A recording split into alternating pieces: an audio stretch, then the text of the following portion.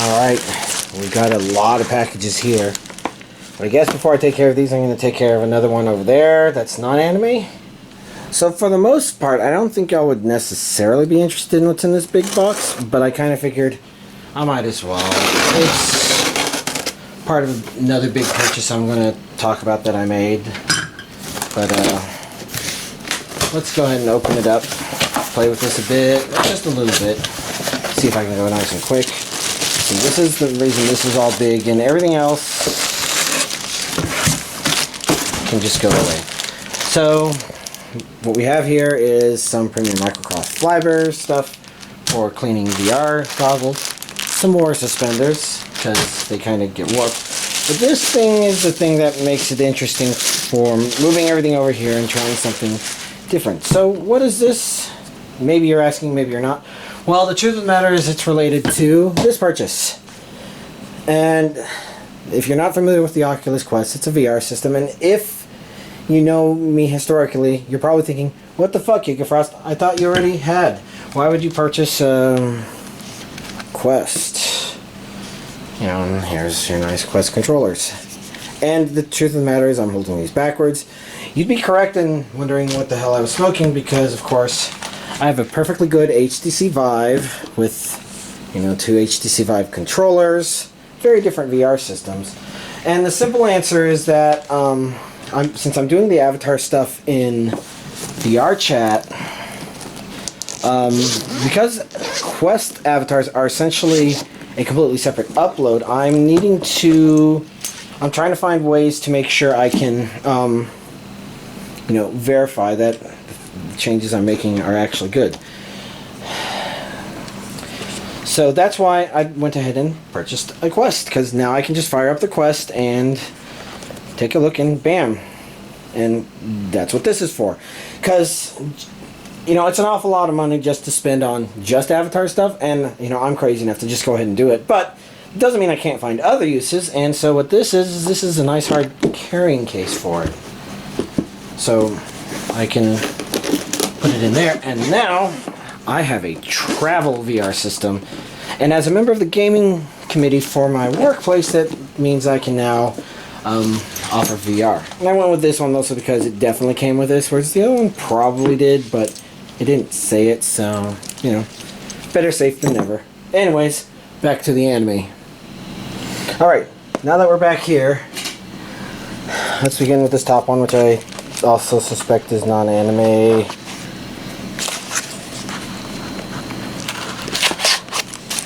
I'll just get those scissors in there nice and tight. And oh look, it's another container for Nintendo Switch games because I keep buying so fucking many. Not playing any of them, yeah. Alright. I'm trying to think of everything else here is anime. One of them's going to be a Nintendo Switch game. Like this is anime. This should be a Nintendo Switch game. This one actually arrived on Friday.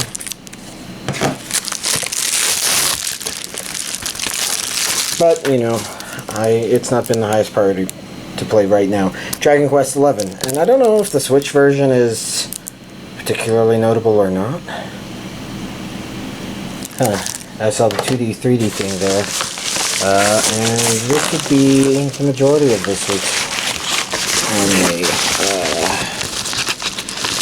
Which I'm glad more of it arrived than originally planned. I was really late ordering some of this stuff, and so some of them were scheduled to arrive in 2 days from now. But let's just start going through these. We got Joshiraku, complete collection, 13 episodes, 2 discs. So this is Blu-ray only. It's a one-woman show multiplied by 5. I see this is Japanese with English subtitles. Region A only, 13 episodes, special features, clean opening and closing animations. And this one was released by Made in Japan.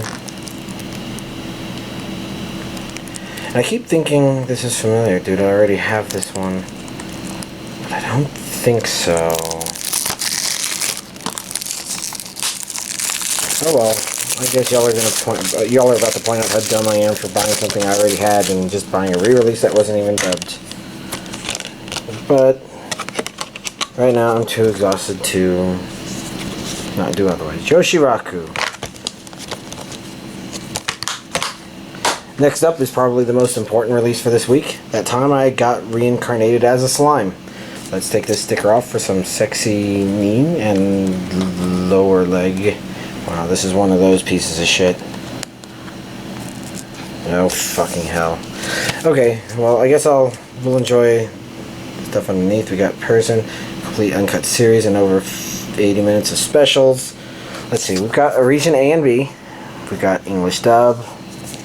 Under special features, we've got episode commentaries, video commentary, promo videos, commercials, textless opening and closing songs. Cool. This is Blu-ray and DVD version, so yeah, that's leg. Anyways, this one I think a lot of people just talked about really enjoying. I remember seeing it a lot. I know a coworker or two who don't watch too much anime, but they watched this and they enjoyed it. And so this is, you know, high priority watch. It's, I don't know, I guess isekai tends to capture people's imagination. This is Blu-ray 1. Okay, yeah. Their choice of cover makes it a little trickier to process. Blu-ray 2, DVD 1, and DVD 2.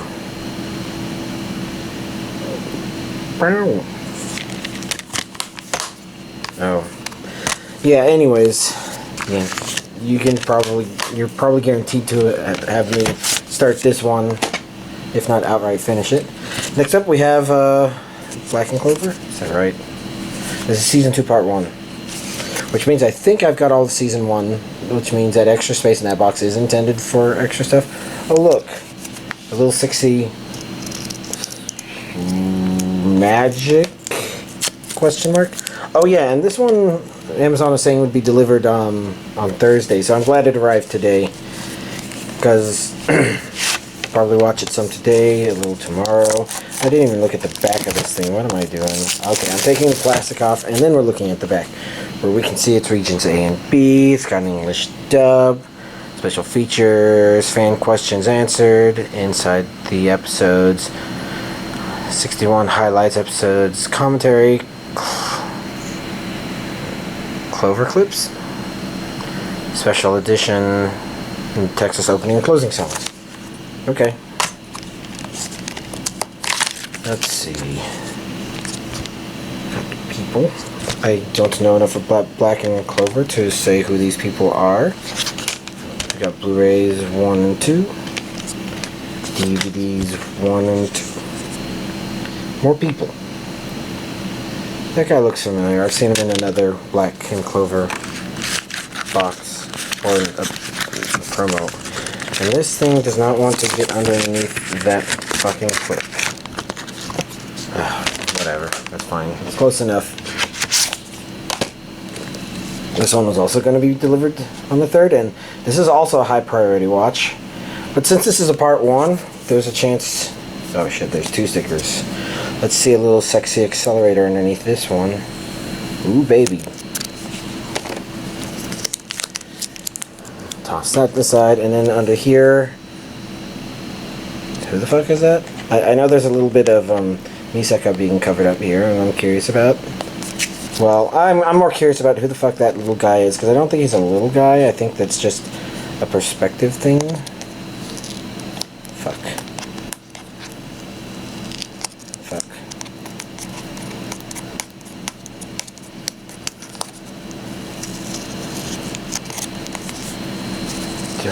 He's not a friend.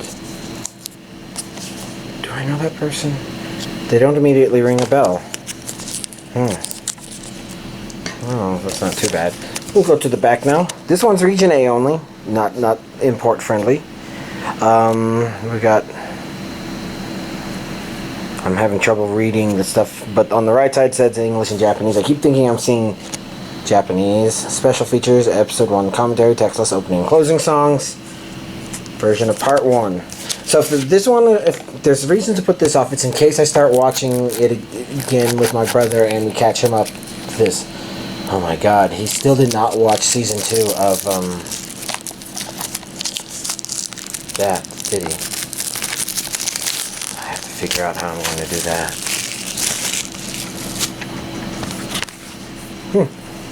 Okay. Now, so we get on the inside. This one's nice and thick. You know, these Funimation ones are nice and thick. I guess that's the 20-page booklet there. Who dat? Let's take a look at the booklet. Certain Magical Index 3 characters. We have characters. Okay, I guess they're those people. We got Blu-rays 1 and 2 and DVDs 1 and 2.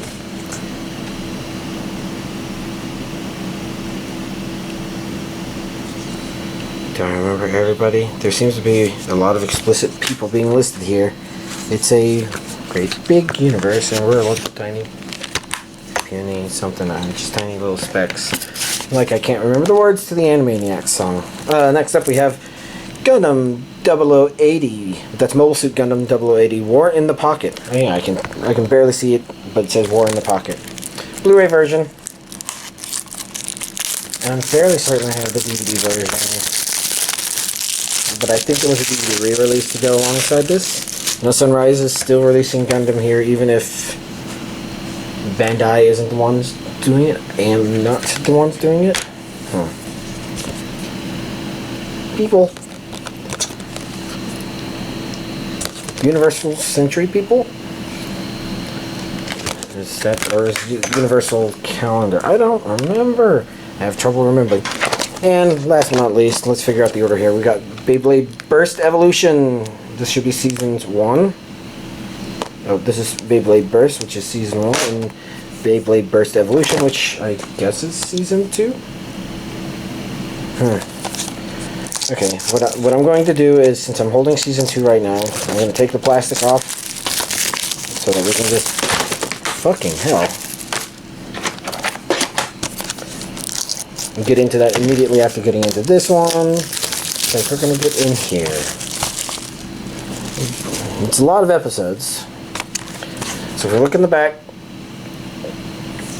I see a region 1 there. I wish this camera would focus. I see widescreen version. I don't know. I'm having trouble reading this stuff. Language, English, stereo. I guess this one would be English dub only. You know, we've got 5 discs. And then if we go here, we'll probably see similar sort of stuff where we'll see down here that it says language, English, stereo, subtitles. English closed caption, region 1. And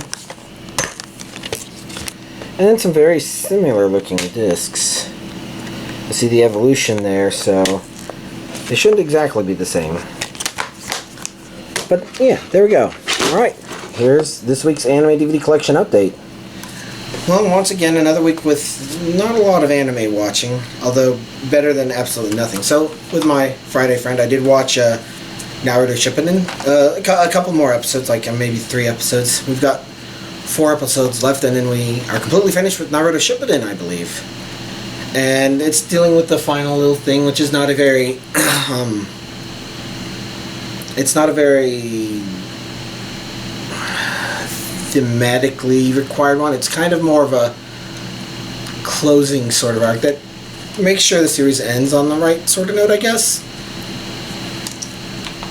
It's exactly what I expected it to end on, though, based on everything I knew up until this point, which means I can't elaborate. It is really interesting with these episodes that they're definitely going a little more exploratory in the funny animation department, I guess.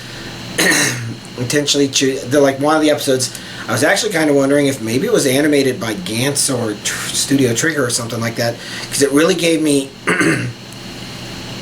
an old school Gantz vibe, like with the way they were doing the exaggerations of the characters and maybe even some of the character designs. But I didn't find any evidence for that. Doesn't mean it isn't the case, but you know, it was interesting, and I found them amusing. The eccentricities of the episode to be amusing, but I don't know about everybody else. But I'll be glad to finally be done with this, because it means that me and my friend can focus on a couple of other stuff, and whether or not we go on to Boruto is a little up in the air. There's a chance that if we do, we're going to go English dub for that one, and I think that might be okay, because if we're transitioning to mainly normal characters, then we won't have to do the or if we're mainly new characters, I mean, we won't have to deal with the adjustment of, you know, getting used to characters we know with new voices, other than when those characters are going to be there, which is probably going to be a lot. Naruto strikes me as a show that won't be able to resist referencing its old characters, because it doesn't stop doing that. Anyways, the other anime was Magical Girl Raising Project, and I saw like 4 episodes of this, I think. And it's okay. I'm trying to think if there's a good way to describe why I don't feel super compelled to keep watching it. Because I feel a little compelled. I am curious. It is actually really neat, and you're seeing stuff and you're kind of wondering how stuff is going to turn out. And I guess there's a part of me that thinks that it just sort of is. Like, some of it is enjoyable because it is what it is, just because it's doing what it is. But then it's like, oh, by the way, we're an edgy magical girl show. And that shouldn't surprise anybody. I mean, I even mentioned before when looking on the inside, oh, that looks like blood. And you know what? The first thing they show, like literally the first frame is, oh, and that's a floor covered with blood. And that's a lot of dead people, probably magical girls. And I don't know if that was a flashback or flash forward. But the truth of the matter is, you know, it doesn't really matter. It's a curiosity. Oh my god, I can't believe my pocket managed to get into my damn phone again.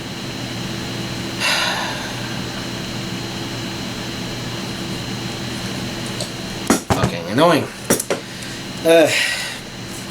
Especially since, you know, I could probably turn on face lock stuff, but I think it's the screenshot mechanism that keeps getting around, oh, don't do anything while in the pocket. Anyways, it hasn't been bad. It's just,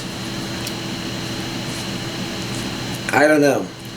Like, the point of comparison is always going to have to be Puella Magi Madoka Magica. And with that one, I felt like it was intentionally subverting the ideas of magical girl stuff from the get-go. Like, you kind of felt like something was off in that regard, and I'm not sure if this one is doing that per se, because there's been a little more arbitrariness to it that probably has rules but hasn't really been explained to us. Now, some of the interesting stuff about this show is what are the characters doing with this stuff, and I'm kind of curious, but you know, there's still little things about it that are imperfect, but I'm curious. I'd ask more questions, but I don't want to accidentally spoil anything, and here's hoping I didn't. So, you know, it's actually not bad from what I've seen so far, and I may continue watching it, but there's 2 really high priority anime that showed up this week, of course. Okay, and so, I watched some more Static Shock with my friend. I think actually only 2 more episodes. So it's really interesting, because last week I had talked about how, you know, Static Shock was just really cool, and a lot of the episodes and concepts were really straightforward stuff. And then Static Shock had to go and throw in that episode where it's like, oh, the best friend's dad is racist. And it's not even like, oh, they're implying he's racist. It's like, oh shit, I hope they don't drop an N-bomb, which I know they won't, but, you know, it felt like that could have been in there. And I don't know that the resolution is necessarily a greatest one, but it works out perfectly fine. It's actually one of the more complex episodes of Static Shock compared to the others, and it's a good episode, I guess, in that regard. I'm trying to think if it was also entertaining, because sometimes you can have a complex episode that you don't entertain. You just respect the series for having that, and I don't know where it falls on that spectrum, because my mind is kind of elsewhere, I guess. Okay, and so otherwise I've been doing more Avatar stuff in VR chat. It's just little things here and there that are now clicking into place and making sense, and trying to do this, and a little juggling acts. I think I mentioned last time completely understanding animation. I don't think I had any one big thing over this past week that I would say that I picked up, but I do have a better testing process, because the reason I got the Oculus Quest is in VR chat, when you upload an avatar, you can upload PC or you can upload Quest, and if they both happen to be the same ID, then you basically have something that looks like one avatar supported by both, but they could actually both be completely different. I think JoJo was actually doing something last night where they were wearing their old PC Nanachi avatar that was made for them a long time ago, but they were saying on the Quest side they look completely different because it's just a normal Nanachi, because they don't have the original model or something like that. So they can't like upload a Quest version of the original one, and I guess they just have that for kind of playing around purposes. But you know, that's a I guess that's just the example of what's going on there. And I'm saying all that stuff because ultimately I will be focusing on making stuff on PC, because when I am testing little things out, I will be logging in from my PC and seeing what happens, because I'm PC, and this is even if I don't put on my VR headset, but I'll probably put on my VR headset to make sure everything works the way I think it should. But since the wand for the Quest is essentially a copy, for some stuff I've been doing a copy, but if I haven't been able to test out the Quest side, I haven't been able to find out that certain things didn't copy correctly, which I'm mostly seeing when like an animation controller override copies, but one of the animations didn't copy before it, and so it didn't select it, and then I didn't put it in there, and that was causing like my avatar, like my more common one, to not smile while head patting. And I didn't know that Quest users weren't getting the full experience in that regard. But whereas putting on the Quest and looking at my own avatar, I was able to figure out, oh, that wasn't working. So now I know how they look, how they move, and this will give me the ability to be more thorough with the avatar creation. And that's pretty much the main reason I did it. I was just walking to pick up hamburgers, and the hamburger place near me that's Five Guys Burgers and Fries, if you're curious. They're also right next to a GameStop. And I'm like, I should just stop by the GameStop, and if they happen to have an Oculus Quest, I'll pick it up. But I don't know if GameStop even has, oh look, they have the Oculus Quest. Okay, I guess I'll pick it up. You can think of it as a very spur-of-the-moment thing, which was really just a spur of 10 to 15 minutes prior, when I thought, oh, I could do this, so I did do that. But I digress. So, what are my thoughts on the Oculus Quest itself? Honestly, pretty bad, but at the same time, so it's a good VR experience when it's working. And this is outside of VR chat. It's like you put it on, you go through the adjustments. It feels like the adjustments are a little bit easier than they were for the Vive, a little more well-defined. There's a more well-defined, okay, here's your introduction into it experience, and me trying to figure out how to skip certain parts of it because of the problem with the Rift, and that, or not the Rift, with the problem with the Quest, and that's it's kind of shaky functioning. So the Guardian system seems to keep track of where you are in your room really well and keep you within your Guardian space pretty well. That's if you don't have an Oculus. I'm guessing the Rift also has the same concept, where the Guardian space is what the HTC Vive and probably the Index calls the chaperone bounds. They both serve the same purpose of giving you an in-VR headset way of seeing that you are close to the edge of your boundary. And drawing it with the Quest was actually fun and simple, although not very precise, admittedly. Mostly because it's shooting the blob on the floor sort of thing. Maybe that's not a good way of describing it. And it has a startup animation for, oh yes, all this stuff is kind of cool and all that. But my problem is, I got it on Sunday, and yesterday, which is Monday, I didn't even have it 24 hours, it wasn't booting. Why wasn't it booting? Well, when I first started up, it was trying to connect to Wi-Fi through VR chat because I guess of the way it was shut down. So it's really easy to shut it down in the middle of a game, and when it starts back up, it tries to resume things, but then it can get stuck because after that, I tried doing a hard power to get it to go back to menu stuff, and I went back and forth, and the display kept not turning on. The phone kept saying, "Oh, I'm connected. Oh, let's make it connect to a Wi-Fi," and it would just sit there spinning, unable to connect to a Wi-Fi. I was just unable to get it to fucking do anything, so I ended up having to factory reset it. And I couldn't factory reset it through the phone. I had to factory reset it through the headset itself.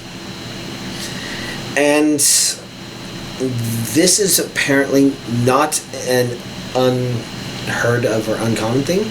So the previously mentioned JoJo, who has been using Quest, they mentioned that they've had to do it 3 times since they got their Quest, and I'm trying to think if that means they do it like once a month, or maybe they figured out how to stop doing it, and so yeah. The other half of that is Quests are prone to crashing, and I know that from people logged in and stuff. Obviously the animation quality is not as good. They had to tone down a lot of processing, etc., etc. And of course, you know, one of the nice things about like the Vive and the Index is, and I'm assuming the Index is like this, I haven't gotten it yet, of course. The nice thing about the Vive and the Index are that they are Steam driven, which means that you access them through your Steam accounts, which basically means, you know, it feels like stuff is shared, whereas I'm not sure if Oculus is like that. If maybe Oculus is just kind of doing a lot of its own stuff. Now in theory I might be able to plug it into a TV or a computer, and do some real computer VR stuff, because it sounds like maybe you can do that with the Oculus, and you can take your Quest and essentially turn it into something sort of like a Rift. I'm not sure. Connectivity wise, it's got neat things. It has the ability to cast, and it can either cast to your phone or it can cast to a Generation 3 Chromecast or later, which makes me wonder what generation of Chromecast I actually had and where the fuck I put it. Because I do have one, but I wouldn't be surprised if it's like a Generation 1 or 2 or something like that. It'd be really neat if it was a Generation 3 and I could, because then I could just plug that into TV and have a portable TV and have somebody on the VR and other people could just see what they're doing on the TV. But I don't know if I have the ability to guarantee to do that, so it requires some playing around with. Oh well. I'm trying to think if there's anything else worth mentioning. Nothing comes to mind. So, I guess I'll go ahead and end the update there. Y'all, have a nice week.